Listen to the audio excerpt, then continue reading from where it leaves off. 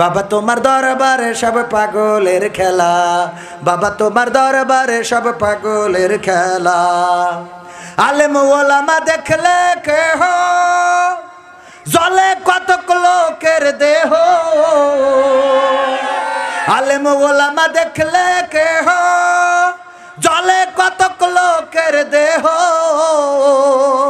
বুঝবে ওরা বেলা যখন হবে অবেলা। এই কথাটা একটু ভেঙে না বললি বোঝেন না, বেলা অবেলা হওয়া বোঝেন। যারা সারা জীবন টকশোর মধ্যে ইসলামের বিরুদ্ধে, আলেমের বিরুদ্ধে, হুজুরদের বিরুদ্ধে কথা বলে, ওদের যখন আব্বা মরি যায় তখন এবার ফোন দেয়, হুজুর হ্যালো, হ্যাঁ হুজুর কি হয়েছে? হুজুর আমার আব্বা।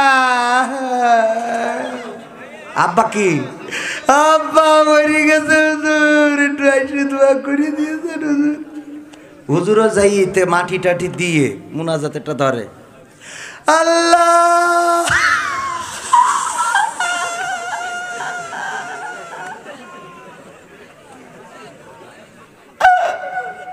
অনেকক্ষণ পরে আওয়াজ করে মনে করে টাক লেগেছিল, আল্লাহ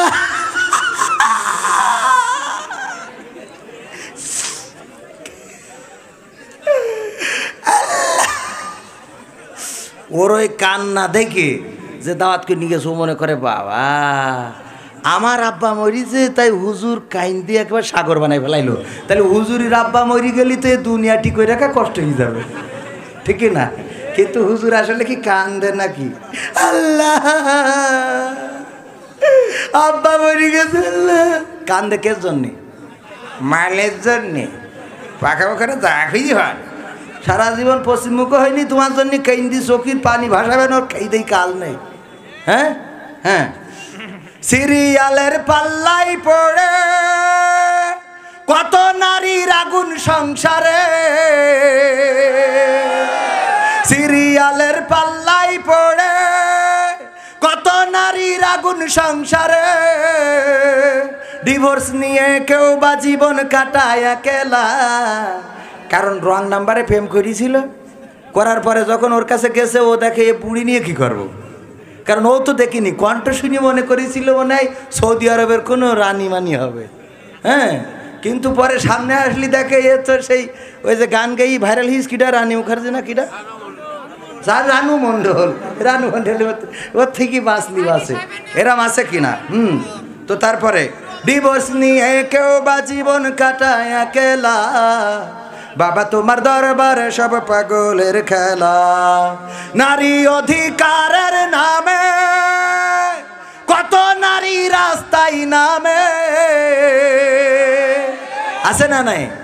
দেহ দেখায় পুরুষ গেরে খোলা মেলা, দেহ দেখায় পুরুষ গেরে খোলা মেলা, এমন নারী অধিকার চাই, ওরা আবার নিজেরাই দেহ দেখায় বেড়ায়। এটা হলে এমন যে আমাদের ওই মাহমুদুল হাসান জিহাদি ভাই ওয়াজ করতেন, উনি ওয়াজ করে ফিরতেছেন, রাস্তায় দেখে যে একজন প্রকৃতির কাজ সাইতেছে, কি কি পায়খানা ফেলছে। তো জিহাদি চিন্তা করছে আমি একটু লজ্জা দিই, রাস্তার পাশে এই কাজ করবে কেন? তো মোটরসাইকেলের হ্যান্ডেলটা ঘুরে ধরেছে যাতে অন্তত লজ্জা পেয়ে আর রাস্তায় কোনোদিন পায়খানা না ফেরে। তো এমন লজ্জা পেয়েছে যে লুঙ্গি তুলি মুখ ঢেকে চুপ করে বসে আছে, হেডলাইট ঘুরে ধরেছে। তাহলে এরকম লজ্জা পাওয়া নারী আছে না নাই? নারী অধিকার নিজেই নিজেদের কাপড় খুলে চলে যাচ্ছে, অথচ এরা ধর্ষণের বিরুদ্ধে কথা বলে না। এরা আমার নারীরা মা বোনেরা যখন বেইজ্জতি হয় তখন কথা বলে না, অথচ এরা গর্জে ওঠে যখন আল্লামা শফি কোনো উদাহরণ দেয়, কথা কয় না। হ্যাঁ, কত সন্ত্রাসী বাইরে ঘোরে, কোরআনের পাখি কারাগারে, কত সন্ত্রাসী বাইরে ঘোরে, কোরআনের পাখি কারাগারে, মূল্যবান মানুষটারে করিল হেলা, মূল্যবান মানুষটারে করিল হেলা, বাবা তোমার দরবারে সব পাগলের খেলা, এ থাকবে সুখী। চান কি না?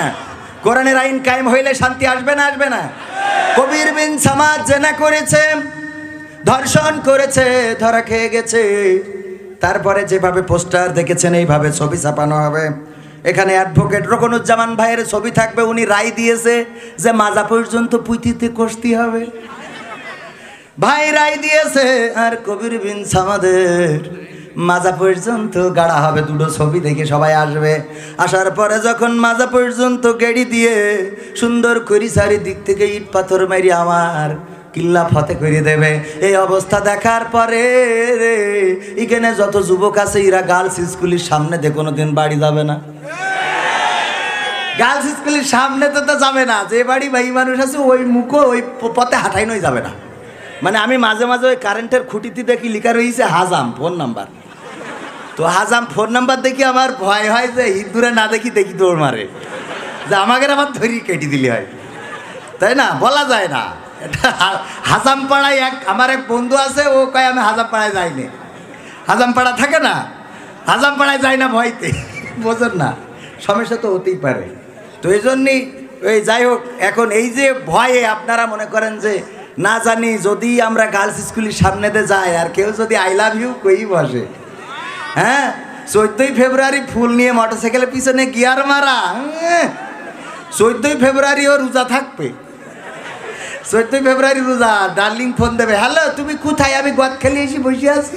কবে আমি রোজা ইফতার না করি বেরোতে পারবো না।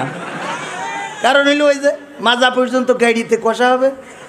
কি এই হ্যালো পাকাবো তোমার মোটরসাইকেলের পিছনে নিয়ে গিয়ার দেয়, তা মানে থামাথামি নেই। আমার কাছে বন্ধু জিজ্ঞেস করছে সমস্যাটা কি, এত জোরে না চালালে কি হয়? আমি কই পাওয়ার ব্যাংক আছে তো, চার্জ ফুল হবে না কি।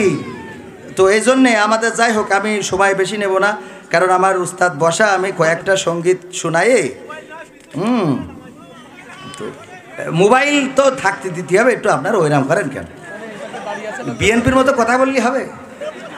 হ্যাঁ, মাঝে মাঝে একটু সুযোগ করে দেবেন, মানুষ একটু, তারা এদেরও তো কাজ করা লাগবে, ঠিক কি না? এখানে ভাই বলেছেন যে আমি দলমত নির্বিশেষে সবার চেয়ারম্যান হয়ে বাঁচতে চাই, ঠিক কি না? আমরাও দলমত নির্বিশেষে, আমরা কিন্তু সবসময় বলি আমাদের কোনো মার্কা নেই, কোনো প্রতীক নেই। আমি এই নিয়েও একটা গান লিখিলাম, আপনাদের শোনাবো নাকি? প্রশ্ন করে বিএনপি নাকি আছো তুমি আওয়ামীতে, কেউ বা বলে জামাতে নাকি আছো তুমি হেফাজতে। প্রশ্ন করে বিএনপি নাকি আছো তুমি আওয়ামীতে, কেউ বা বলে জামাতে নাকি আছো তুমি হেফাজতে। আমি বলি মুসলিম, আমি ইসলাম নিয়ে আছি, মানুষ সমাজে মানুষ হয়ে মানুষের মতো বাঁচি। ও ভাই ট্যাগ লাগায়ও না, আমায় মার্কা দিও না, আমি নৌকারও না, আমি চশমারও না। ঠিক আছে তো? মানুষের গড়া মতবাদে আমি করি না মাখামাখি, রবের ভালোবাসা পেতে কাঁধে দুটি আঁখি। কোরআনের